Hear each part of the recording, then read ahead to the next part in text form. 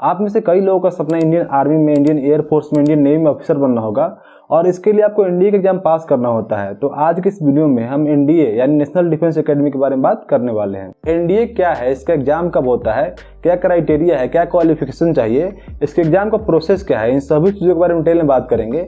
तो नमस्कार, मेरा नाम है विक्रम और आप देख रहे हैं हमारी सीरीज शुरुआत, जिसमें हम बात करते हैं आपके लिए बेहतर करियर ऑप्शंस की। सबसे पहले जानते हैं एनडीए है क्या। तो एनडीए एक ऐसी एकेडमी है जिसमें आपको इंडियन आर्म फोर्सेस के लिए तैयार किया जाता है। एनडीए के थ्रू आप इंडियन आर्मी में, इंडियन नेवी में, इंडियन एयरफोर्स में जा सकते हैं। यहाँ आपको कम उम्र से ही तैयार किया जाता है। अब जानते हैं कि एनडीए के लिए एलिजिबिलिटी क्राइटेरिया क्या है। तो सबसे पहले बात करते हैं एजुकेशन क्वालिफिकेशन की। तो एकेडमी में आर्मी विंग्स के लिए आप 12th पास होना चाहिए। आप 12th में पढ़ रहे हो तो आप एलिजिबल हैं। आप आर्ट, साइंस, कॉमर्स किसी भी स्ट्रीम से हो सकते हैं। जबकि इंडिया के एयरफोर्स और नेवी विंग्स के लिए आपके 12th में फिजिक्स और मैथ होनी चाहिए। बाकी इसमें भी आप 12th में पढ़ रहे हो या फिर 12th में पास हो तो आप एलिजिबल हैं। सेकंड क्राइटेरिया है कि आप भारतीय नागरिक हो। थर्ड क्राइटेरिया है कि आप अनमैरिड हो और आपकी उम्र 16.5 साल से लेकर 19.5 साल होनी चाहिए। अब जानते हैं कि एनडीए का एग्जाम कराता कौन है और होता कब है।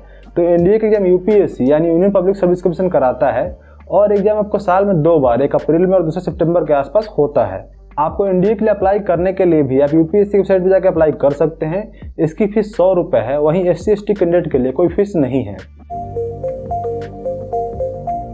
अब जानते हैं कि एनडीए के एग्जाम का प्रोसेस क्या है। तो इसमें सबसे पहले रिटन एग्जाम होता है। इसमें आपको 2 पेपर होते हैं, एक मैथ का और दूसरा जनरल एबिलिटी टेस्ट का। मैथ में टोटल आपको 120 क्वेश्चन होते हैं, हर क्वेश्चन 2.5 मार्क्स का, यानी पूरा मैथ के पेपर आपको 300 नंबर का होता है। इसे सॉल्व करने के लिए आपको 2.5 घंटे का टाइम दिया जाता है। इसमें आपको नेगेटिव मार्किंग भी होता है 1/3 का और इसमें आपको 11-12 के सिलेबस से क्वेश्चन पूछा जाता है। अब बात करते हैं जनरल एबिलिटी टेस्ट का। तो इसमें आपको 150 क्वेश्चन होते हैं, हर क्वेश्चन 4 नंबर का, यानी पूरा पेपर आपको 600 नंबर का होता है और इसे सॉल्व करने के लिए भी आपको 2.5 घंटे का टाइम दिया जाता है। इसमें आपको नेगेटिव मार्किंग होता है 1/3 का। इसमें आपको इंग्लिश से 50 क्वेश्चन, साइंस से 50 क्वेश्चन और जीएस से 50 क्वेश्चन होता है और दोनों पेपर मिला के मैथ का और जनरल एबिलिटी टेस्ट का आपको 900 मार्क्स का होता है। वहीं ये दोनों एग्जाम आपको एक ही दिन पे देना पड़ता है। मैथ की एग्जाम आपको 10 बजे से 12:30 बजे तक और जनरल एबिलिटी टेस्ट का एग्जाम को 2 बजे से 4:30 तक देना होता है। रिटन एग्जाम के बाद यूपीएससी उन कैंडिडेट की लिस्ट जारी करता है जो सबसे ज्यादा नंबर लाते हैं। कमीशन के डायरेक्शन पे रिटन टेस्ट के लिए क्वालिफिकेशन तय किया जाता है और जो कैंडिडेट उसे पास कर लेते हैं उनका इंटरव्यू किया जाता है।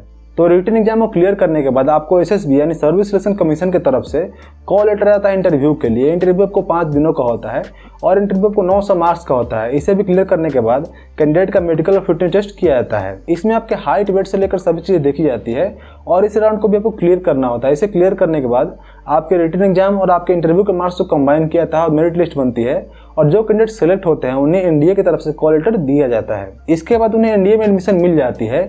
इसके बाद उन्हें नेशनल डिफेंस एकेडमी में 3 साल की एकेडमिक और फिजिकल ट्रेनिंग दी जाती है, जिसके बाद वो इंडियन आर्म फोर्सेस में जाते हैं। आखिर में जान लेते हैं कि जब आर्म फोर्सेस ज्वाइन कर लेते हैं तो आपकी सैलरी कितनी होती है। तो हर पोस्ट के लिए अलग अलग होती है। आप यहाँ पे स्क्रीन पे पोस्ट वाइज सैलरी देख सकते हैं। तो यह एनडीए के एग्जाम का पूरा प्रोसेस। अगर आपको इसमें कहीं कोई डाउट हो तो आप कमेंट करके पूछ सकते हैं।